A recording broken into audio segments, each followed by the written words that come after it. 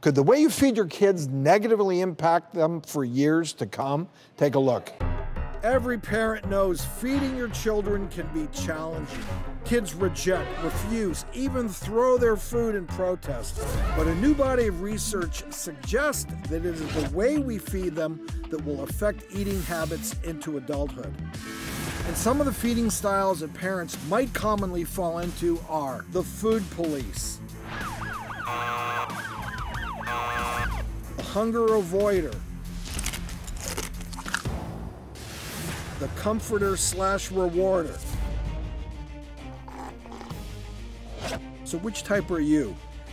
And could your feeding habits be damaging your child's future health and diet?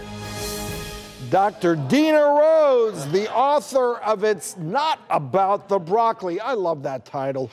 She's here with us, joining us for more insight into parents' feeding habits. So, welcome, Dina. Thank you for joining us. And tell us how your upbringing led you to study how we're fed as kids.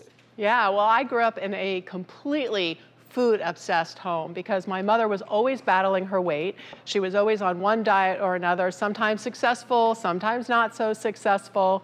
And then when I was about 5.5 months pregnant with my daughter, my mother died of obesity-related illnesses. So when my daughter was born, I just became obsessed, really obsessed with the question of how do you teach kids to have a good and happy relationship with food? I wasn't as worried about the nutrition as I was about her happiness and her habits. And I knew, because I'm a sociologist, that if I focused on teaching her the right habits, the nutrition would sort of come along for the ride. This really hits home because we all deal with this with our kids.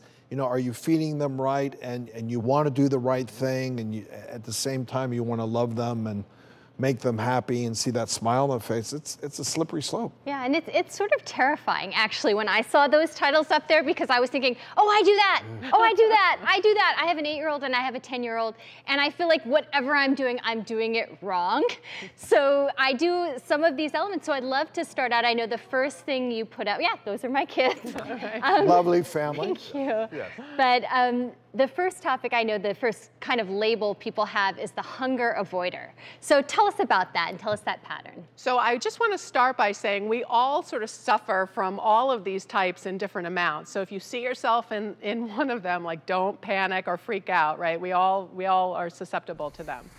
But the hunger avoider is the kind of parent who is exactly what it sounds like. You don't want your kids to be hungry at all.